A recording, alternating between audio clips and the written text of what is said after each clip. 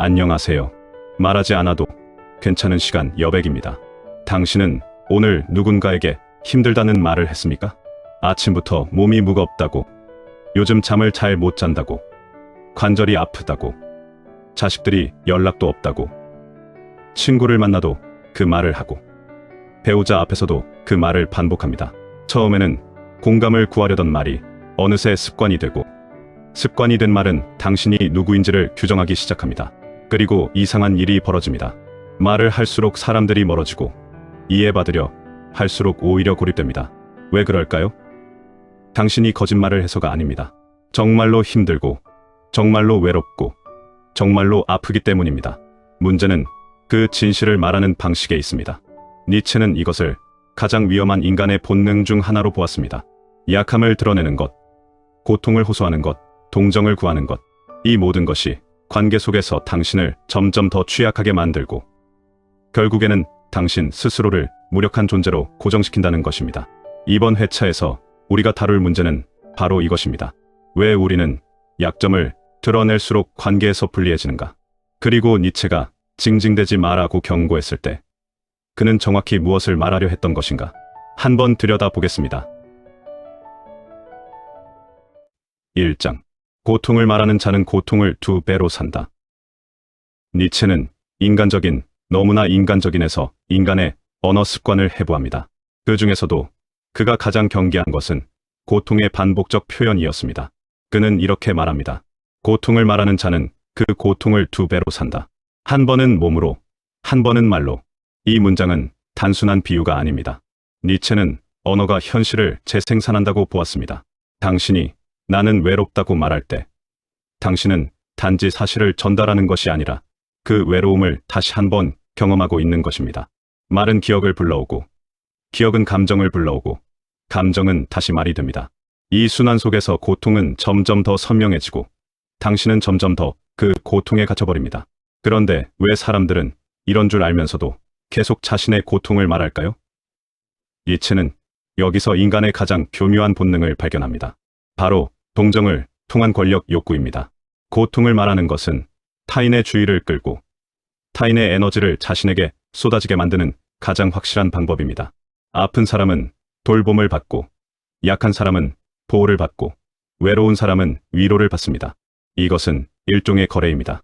나의 무력함을 전시하는 대가로 타인의 관심과 시간을 획득하는 것입니다. 처음에는 효과가 있습니다. 사람들이 다가오고, 걱정해주고, 전화를 걸어줍니다. 하지만 이 거래는 오래가지 못합니다. 왜냐하면 관계는 평등한 에너지 교환 위에서만 지속되기 때문입니다. 한쪽이 계속해서 고통만 쏟아내고 다른 쪽이 계속해서 위로만 제공하는 관계는 결국 피로를 낳습니다. 처음에는 동정심으로 다가왔던 사람들도 같은 이야기를 10번, 20번 들으면 지칩니다. 또 그 얘기야? 하는 한숨이 나오기 시작합니다. 그리고 어느 순간부터는 당신을 피하게 됩니다. 전화를 덜 받고, 약속을 미루고, 만나도 이야기를 빨리 끝내려 합니다. 당신은 더 외로워지고, 외로움을 호소하고, 사람들은 더 멀어지고, 당신은 다시 더 큰 외로움을 호소합니다. 이것이 니체가 본 고통의 악순환입니다. 그렇다면 니체는 고통을 느끼지 말라고 한 걸까요? 아닙니다. 니체는 고통을 부정하지 않았습니다. 오히려 그는 고통이 인간 삶의 본질적 조건이라고 보았습니다. 문제는 고통 그 자체가 아니라 고통을 어떻게 다루는가입니다. 니체가 말하는 강한 인간과 약한 인간의 차이는 여기서 갈립니다. 강한 인간은 고통을 느끼되 그것을 말로 반복하지 않습니다. 고통을 내면에서 소화하고 그것을 에너지로 전환하고 다시 살아갈 힘으로 만듭니다. 반면 약한 인간은 고통을 계속 말로 배출합니다. 말할수록 고통은 커지고, 고통이 커질수록 말은 더 많아지고, 결국 그는 자신의 말에 갇혀버립니다. 당신이 누군가에게 요즘 정말 힘들어라고 말할 때 당신은 무엇을 기대합니까? 그 사람이 당신의 고통을 덜어줄 거라고 생각합니까? 아니면 적어도 이해해줄 거라고 믿습니까? 니체라면 이렇게 물을 것입니다. 그 말을 함으로써 당신은 더 강해졌는가? 아니면 더 약해졌는가? 대부분의 경우 답은 후자입니다. 고통을 말하는 순간 당신은 자신을 피해자의 위치에 놓습니다. 그리고 피해자의 위치는 언제나 수동적입니다. 무언가를 기다리는 자리, 누군가의 반응에 의존하는 자리, 스스로는 아무것도 할 수 없다고 선언하는 자리입니다. 여기서 니체의 통찰이 더 날카로워집니다. 그는 이렇게 말합니다. 고통을 말하는 자는 그 고통의 주인이 아니라 노예가 된다. 주인은 고통을 사용하지만 노예는 고통에 사용됩니다. 주인은 고통을 딛고 일어서지만 노예는 고통 속에 주저앉습니다. 그리고 말은 이 노예의 상태를 고정시키는 가장 강력한 도구입니다. 당신이 나는 약하다고 말할 때마다 당신의 뇌는 그 말을 진실로 받아들입니다. 당신이 나는 외롭다고 말할 때마다 당신의 정체성은 그 외로움과 더욱 단단히 결합됩니다. 결국 당신은 당신이 반복한 말이 됩니다. 그렇다면 우리는 어떻게 해야 할까요? 고통을 느낄 때 그것을 어떻게 다뤄야 할까요? 니체는 간단하게 답합니다. 입을 다물고 걸어라. 고통을 말로 풀지 말고 행동으로 소진하라는 것입니다. 말은 고통을 재생산하지만 행동은 고통을 변형시킵니다. 몸을 움직이고 무언가를 만들고 어딘가로 가고 누군가를 만나되 불평하지 않는 것. 이것이 니체가 제시한 고통의 사용법입니다. 고통은 말의 대상이 아니라 삶의 재료입니다. 당신이 고통을 어떻게 사용하느냐에 따라 당신은 더 강해질 수도, 더 약해질 수도 있습니다. 2장. 동정은 가장 세련된 형태의 경멸이다. 도덕의 계보에서 니체는 더 과감한 주장을 펼칩니다. 동정은 가장 세련된 형태의 경멸이다. 이 말은 많은 사람들을 불편하게 만듭니다. 우리는 동정을 선한 감정이라고 배웠고 타인의 고통에 공감하는 것을 도덕적 의무라고 여겨왔기 때문입니다. 하지만 니체는 동정의 이면을 들여다봅니다. 동정은 언제나 위에서 아래로 흐릅니다. 동정하는 자는 우월한 위치에 서고 동정받는 자는 열등한 위치에 놓입니다. 당신이 누군가를 동정할 때 당신은 무의식적으로 이렇게 말하고 있는 것입니다. 나는 괜찮지만 너는 불쌍하구나. 이것은 평등한 관계가 아닙니다. 이것은 은밀한 위계입니다. 그렇다면 동정을 구하는 사람은 어떤 위치에 놓일까요? 니체는 이것을 자발적 하강이라고 부릅니다. 고통을 호소하고 약함을 드러내고 동정을 기대하는 순간 당신은 스스로를 관계의 아래쪽에 배치합니다. 그리고 일단 그 위치에 서면 다시 올라오기가 매우 어렵습니다. 왜냐하면 사람들은 당신을 그 이미지로 기억하기 때문입니다. 한번 불쌍한 사람으로 인식되면 당신이 아무리 변해도 사람들은 여전히 당신을 그렇게 봅니다. 요즘은 좀 어때? 라는 질문 뒤에는 항상 아직도 힘들지? 라는 전제가 깔려 있습니다. 당신은 회복되었다고 말하지만 사람들은 여전히 당신을 회복이 필요한 사람으로 대합니다. 니체가 보기에 이것은 단순히 타인의 시선 문제가 아닙니다. 더 심각한 것은 당신 스스로가 그 역할에 익숙해진다는 것입니다. 동정을 받는 것은 일종의 보상입니다. 아무것도 하지 않아도 관심을 받고 노력하지 않아도 위로를 받고 책임지지 않아도 용서를 받습니다. 이것은 매우 편안한 위치입니다. 하지만 편안함에는 대가가 따릅니다. 그 대가는 바로 존중의 상실입니다. 동정은 사랑이 아닙니다. 동정은 연민이고 연민은 거리를 만듭니다. 사람들은 당신을 걱정할 수는 있지만 당신과 동등한 관계를 맺지는 않습니다. 당신은 돌봐야 할 대상이지 함께 나아갈 동료가 아닙니다. 여기서 니체의 관찰은 더욱 날카로워집니다. 그는 동정을 구하는 사람들이 사실은 무의식적으로 권력을 행사하고 있다고 봅니다. 나는 약하다고 말함으로써 타인에게 도덕적 의무를 부과하는 것입니다. 나를 도와야 한다. 나를 이해해야 한다. 나에게 시간을 내야 한다는 무언의 요구를 만들어냅니다. 이것은 매우 교묘한 형태의 지배입니다. 힘으로 지배하는 것이 아니라 약함으로 지배하는 것, 요구로 얻는 것이 아니라 동정으로 얻는 것입니다. 니체는 이것을 약자의 도덕이라고 불렀습니다. 정면으로 맞서 싸울 수 없으니 도덕적 우위를 점함으로써 타인을 움직이려는 전략입니다. 당신은 혹시 이런 경험이 있습니까? 누군가가 계속해서 자신의 어려움을 말하는데 당신은 도울 수도 없고 외면할 수도 없어서 답답했던 적 말입니다. 그 사람은 조언을 원하는 것도 아니고 해결책을 찾는 것도 아니고 그저 자신의 고통을 들어주기를 바랍니다. 처음 몇 번은 들어줍니다. 하지만 같은 이야기가 반복되면 당신은 지칩니다. 그럼 이렇게 해보면 어때? 라고 제안하지만 그 사람은 그건 안 돼라고 말합니다. 모든 해결책에는 이유가 있어서 안 됩니다. 결국 당신은 깨닫습니다. 이 사람은 해결을 원하는 것이 아니라 동정을 원한다는 것을, 그리고 동정을 통해 당신의 시간과 에너지를 계속 확보하려 한다는 것을, 니체는 이것을 가장 위험한 관계의 형태로 봅니다. 왜냐하면 이 관계에서는 아무도 성장하지 못하기 때문입니다. 동정하는 쪽은 점점 더 지치고 동정받는 쪽은 점점 더 의존적이 되고 결국 둘 다 서로에게 짐이 됩니다. 진정한 관계는 서로를 끌어올리는 관계입니다. 하지만 동정을 기반으로 한 관계는 한쪽이 다른 쪽을 계속 끌어내리는 관계입니다. 그리고 그것이 반복되면 결국 두 사람 모두 가라앉습니다. 그렇다면 어떻게 해야 할까요? 니체의 대답은 명확합니다. 존중받고 싶다면 동정을 구하지 마라. 존중은 동등함에서 나옵니다. 당신이 스스로를 약한 존재로 규정하는 순간 타인은 당신을 동등한 존재로 대하지 않습니다. 당신이 자신의 한계를 계속 강조하는 순간 타인은 당신의 가능성을 보지 않습니다. 존중받는 사람은 고통이 없는 사람이 아니라 고통을 혼자 감당할 줄 아는 사람입니다. 도움을 구하되 의존하지 않는 사람, 약함을 인정하되 그것을 무기로 사용하지 않는 사람입니다. 3장.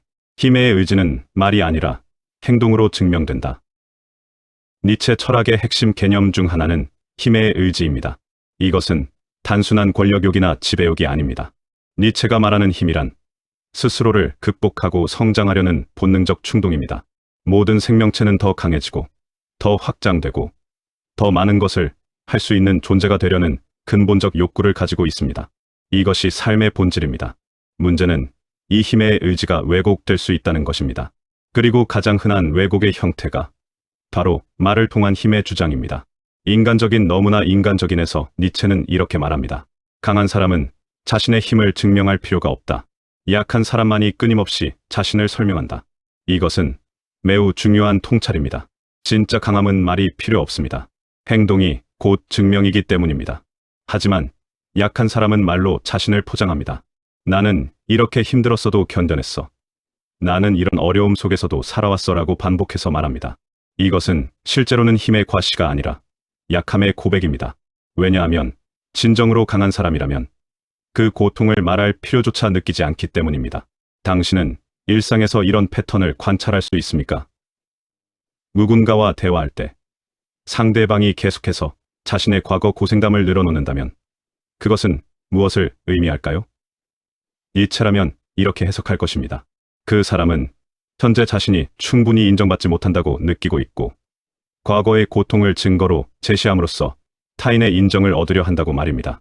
나는 이만큼 고생했으니 너희는 나를 존중해야 해라는 무의식적 요구가 깔려 있는 것입니다. 하지만 역설적이게도 이런 말을 할수록 존중은 멀어집니다. 왜냐하면 존중은 과거의 고통이 아니라 현재의 태도에서 나오기 때문입니다. 니체는 여기서 더 나아갑니다. 그는 말 자체가 힘을 소진시킨다고 봅니다. 당신이 무언가를 하겠다고 말할 때 당신의 뇌는 이미 그것을 한 것처럼 느낍니다. 말은 일종의 가상 실행입니다. 나는 내일부터 운동할 거야 라고 말하는 순간 당신은 이미 작은 성취감을 느낍니다. 하지만 실제로 운동을 하지는 않습니다. 말이 행동을 대체한 것입니다. 마찬가지로 나는 정말 힘들어 라고 말하는 것도 일종의 행동 대체입니다. 실제로 그 힘듦을 해결하기 위해 무언가를 하는 대신 말로 표현함으로써 일시적 해소감을 얻습니다. 그리고 그것이 반복되면 당신은 점점 더 말만 하고 행동하지 않는 사람이 됩니다. 이것은 나이가 들수록 더욱 두드러지는 경향입니다. 젊을 때는 행동이 말보다 앞섰습니다. 힘들면 일단 무언가를 했습니다. 밤을 새우든 새로운 일을 시작하든 관계를 정리하든 행동으로 상황을 바꿨습니다. 하지만 나이가 들면 행동의 여지가 줄어들고 말이 늘어납니다. 몸이 예전 같지 않고 선택지가 제한되고 변화가 두려워집니다. 그래서 말로 대신합니다. 나는 원래 이런 사람이었어. 요즘 세상이 너무 빨라. 내 나이에 뭘 어떻게 바꿔 같은 말들이 입버릇처럼 나옵니다. 이것은 모두 행동의 포기를 정당화하는 말들입니다. 니체가 보기에 이것은 가장 슬픈 형태의 자기기만입니다. 당신은 말로 자신을 위로하지만 실제로는 말로 자신을 가둡니다. 나는 이제 늙었어 라고 말하는 순간 당신의 가능성은 닫힙니다. 나는 외로워 라고 말하는 순간 당신은 외로움을 운명으로 받아들입니다. 나는 아무것도 할 수 없어 라고 말하는 순간 당신은 정말로 아무것도 하지 않게 됩니다. 말은 예언이 됩니다. 당신이 반복해서 말한 것이 당신의 현실이 됩니다. 그렇다면 힘의 의지를 올바르게 사용하는 방법은 무엇일까요? 니체의 답은 간단합니다. 말을 줄이고 행동을 늘려라. 아침에 일어나서 몸이 무겁다고 말하는 대신 일단 걸어라. 외롭다고 말하는 대신 누군가에게 먼저 연락하라. 힘들다고 말하는 대신 작은 일이라도 해내라. 행동은 말과 달리 즉각적인 피드백을 줍니다. 걸으면 몸이 가벼워지고, 연락하면 관계가 이어지고, 해내면 자신감이 생깁니다. 이것이 선순환입니다. 말이 말을 낳는 악순환에서 벗어나 행동이 행동을 낳는 선순환으로 들어가는 것입니다. 니체는 이것을 긍정의 철학이라고 불렀습니다. 부정적인 것을 말하지 말라는 뜻이 아닙니다. 삶을 긍정하라는 뜻입니다. 고통도 긍정하고, 한계도 긍정하고, 나이 듦도 긍정하되, 그것을 입 밖에 내지 말고 삶의 재료로 사용하라는 것입니다. 당신이 겪는 모든 것은 불평의 소재가 아니라 성장의 기회입니다. 문제는 당신이 그것을 어떻게 사용하느냐입니다. 말로 소진할 것인가? 행동으로 전환할 것인가? 니체는 후자를 선택한 사람만이 진정으로 강해질 수 있다고 믿었습니다. 4장. 침묵은 가장 강력한 언어다. 도덕의 계보에서 니체는 침묵의 힘에 대해 이야기합니다. 침묵은 가장 강력한 언어다. 약한 자는 말로 채우지만 강한 자는 침묵으로 채운다. 이 말은 단순히 말을 하지 말라는 뜻이 아닙니다. 니체가 말하는 침묵은 의도적 선택입니다. 말할 수 있지만 말하지 않는 것, 표현할 수 있지만 표현하지 않는 것, 그 선택 속에 진짜 힘이 있다는 것입니다. 침묵은 수동적 무언이 아니라 능동적 절제입니다. 당신은 혹시 이런 사람을 만난 적이 있습니까? 분명히 많은 것을 겪었을 텐데 자신의 이야기를 거의 하지 않는 사람 말입니다. 만나도 주로 듣고 묻고 상대방에게 집중합니다. 그런 사람 옆에 있으면 이상하게 편안합니다. 왜냐하면 그 사람은 당신에게 부담을 주지 않기 때문입니다. 고통을 떠넘기지 않고, 동정을 요구하지 않고, 관심을 강요하지 않습니다. 그리고 역설적이게도 그런 사람에게 우리는 더 많은 관심을 기울이게 됩니다. 말이 적을수록 무게가 생기고, 침묵이 길수록 존재감이 커집니다. 니체는 이것을 존재의 밀도라고 표현합니다. 말이 많은 사람은 존재가 희석됩니다. 모든 것을 말로 풀어내면 그 사람의 내면에는 아무것도 남지 않습니다. 반면 침묵하는 사람은 존재가 응축됩니다. 말하지 않은 것들이 내면에 쌓이고 그것이 깊이를 만들고 깊이가 매력을 만듭니다. 사람들은 본능적으로 압니다. 누가 진짜 깊이를 가진 사람인지, 누가 표면만 있는 사람인지 말입니다. 그리고 그 차이는 대부분 말의 양으로 드러납니다. 하지만 침묵은 쉽지 않습니다. 특히 고통스러울 때는 더욱 그렇습니다. 당신이 외로울 때, 아플 때, 서러울 때, 침묵을 유지하는 것은 엄청난 힘이 필요합니다. 말로 풀고 싶고, 누군가에게 털어놓고 싶고, 이해받고 싶습니다. 하지만 니체는 바로 이 순간이 당신의 힘을 시험하는 순간이라고 말합니다.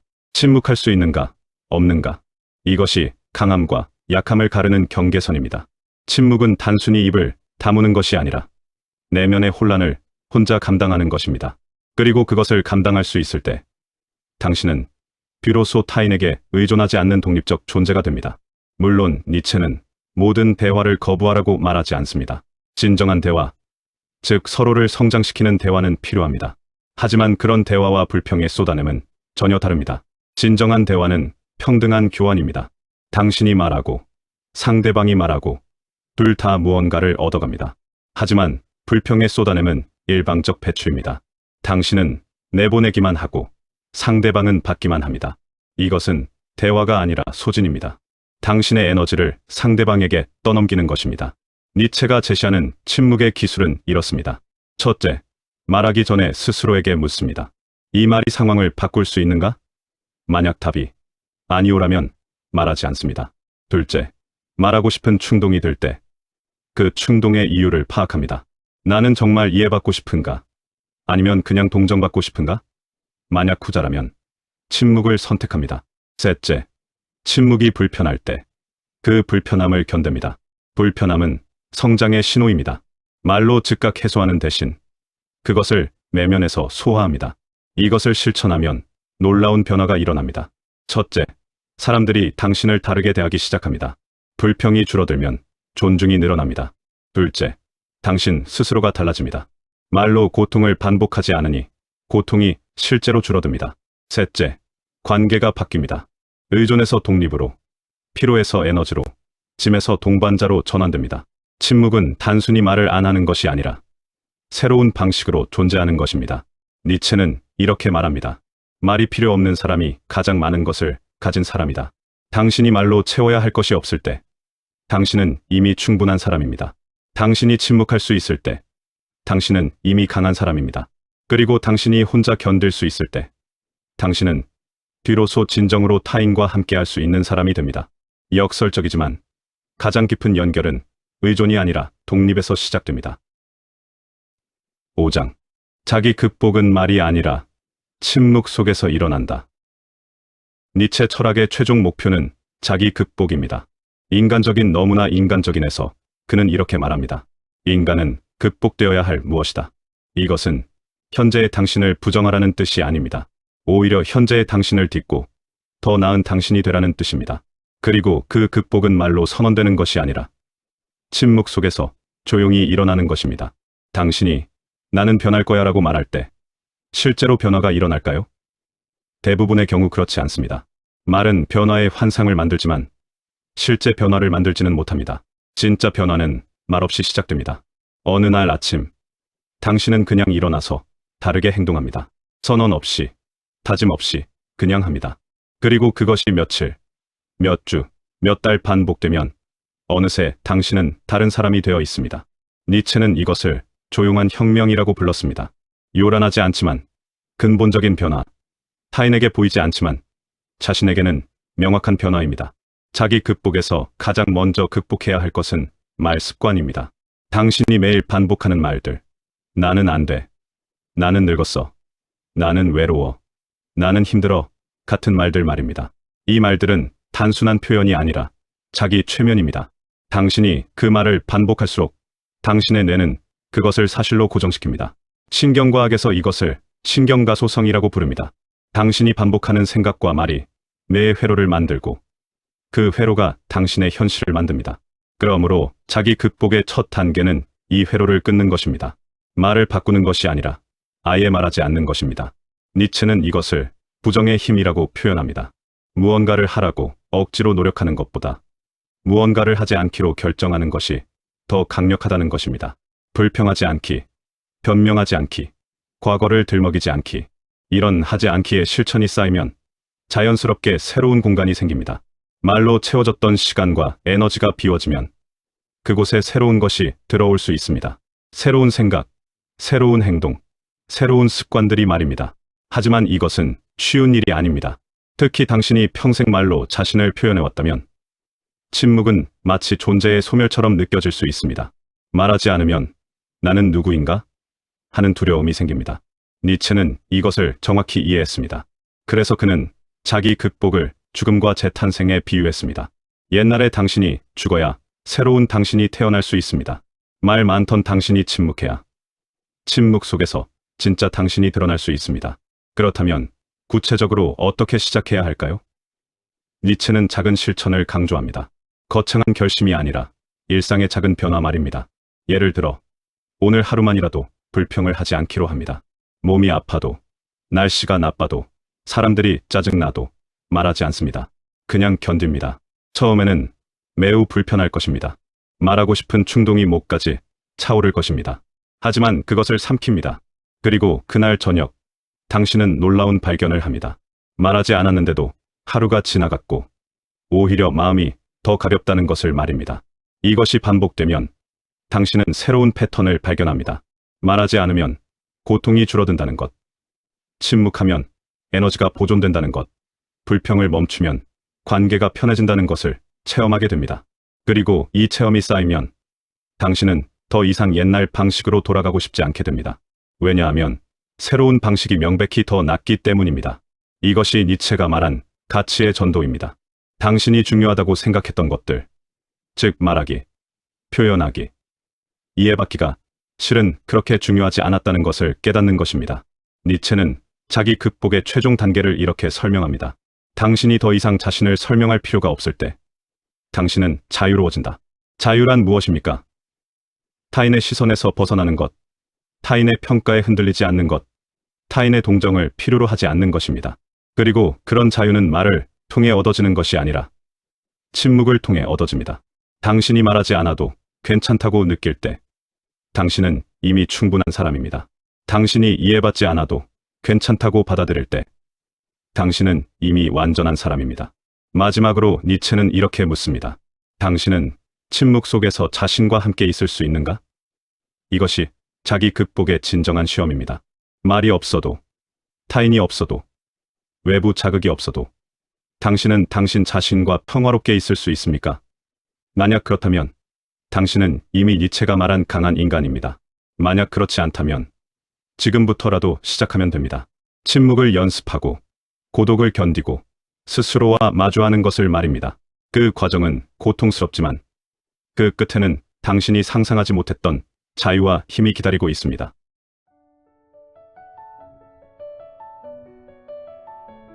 오늘은 여기까지입니다.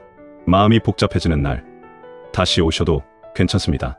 여백에 머물다 가세요. 여백에 내려놓고 가세요.